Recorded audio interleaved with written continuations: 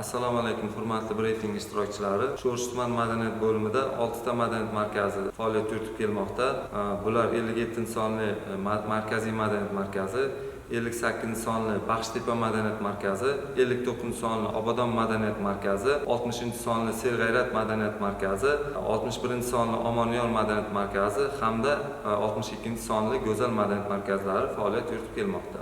Bugungi kunda 57-sonli madaniyat markazida 6 ta xalq unvoniga ega bo'lgan jamoalar. Bularga Bulbuli go'yo folklor etnografik xalq ansambli, Kumushtoli ashrava raqs xalq ansambli, Maqomchilar jamoasi, Chanqovuz folklor etnografik xalq ansambli, Tabov namunali bolalar ashrava raqs ansambli hamda Hilol milliy dorbozlar jamoasi faoliyat yuritib kelmoqda. 24-yil davomida madaniyat markazlarimizda 13 ta to'garaklar faoliyati yo'lga qo'yilgan bo'lib, ularga, ya'ni to'garaklarga 191 nafar yoshlar qamrab olingan. 24-yil davomida 72 ta tadbir o'tkazilgan bo'lib, 110.482 nafar aholi qamrab olingan. 24-yil davomida tuman, viloyat, respublika, xalqaro darajadagi tadbirlarda Bulbuli go'yo folklor etnografik xalq ansambli munosib ishtirok etgan. Masalan, fevral oyida Qatar davlatida O'zbekiston madaniyati va san'ati kunlarida munosib ishtirok etib qaytdi. Mart oyida Toshkent shahrida respublikamizning Navro'z tantanalarida, asosiy bayramida ishtirok etdi. May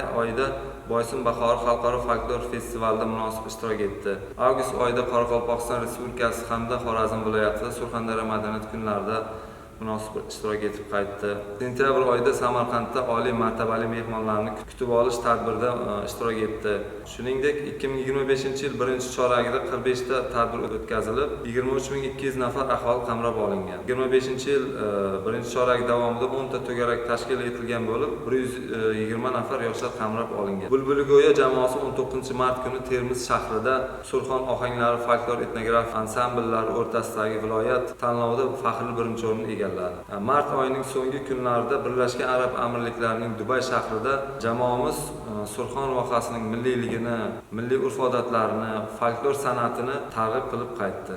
31-martdan 5-aprel kunlari Samarqand shahrida oliy martabali mehmonlarni kutib olish tadbirida ham munosib ishtirok etib qaytdilar.